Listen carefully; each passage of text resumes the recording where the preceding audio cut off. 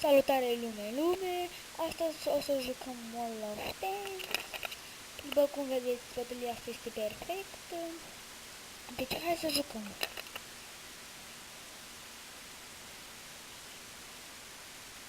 Ca să știți, nu vreau să vorbesc, fiindcă jucăm Wall of Tanks. Deci mai mult jucăm decât vorbim.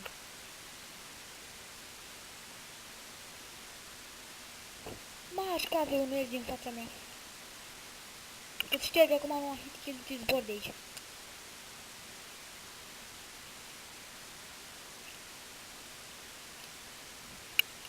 După cum vedeți, sunt Churchill 7 cu Demon, uitați, D-M-O-N. Hai, nu mă enervați, că vă dau și vouă kill de zbor de aici.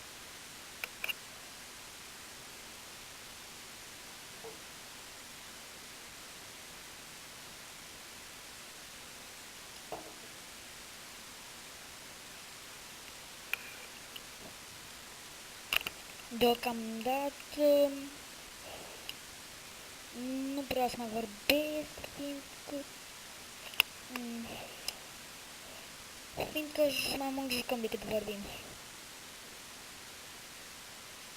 V-am mai zis asta.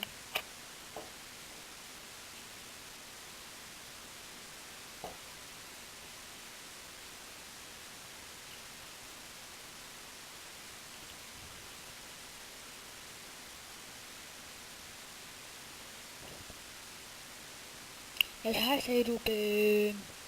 L-au rupt pe Panzer 3. Mi-a furat kill-ul. De ce? De ce?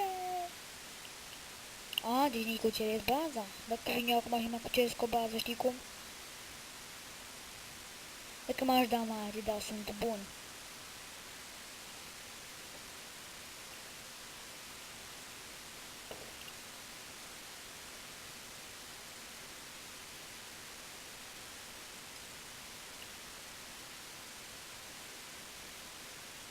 Nu-l penetrez.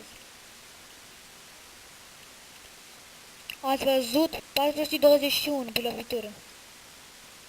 Când îl penetrez.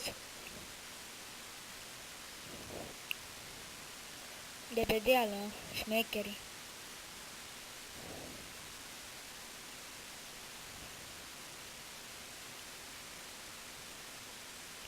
Și uite că i-am descoperit.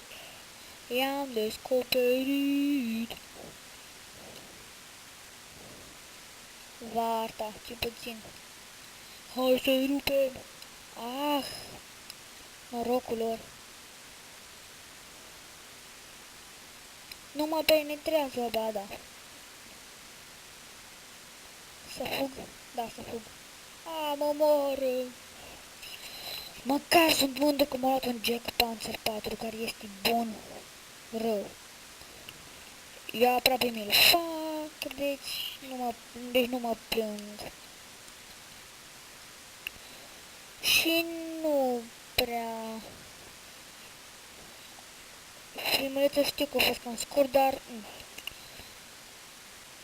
Dacă dați subscribe și like-uri, o să fac filmulețe mult mai lungi.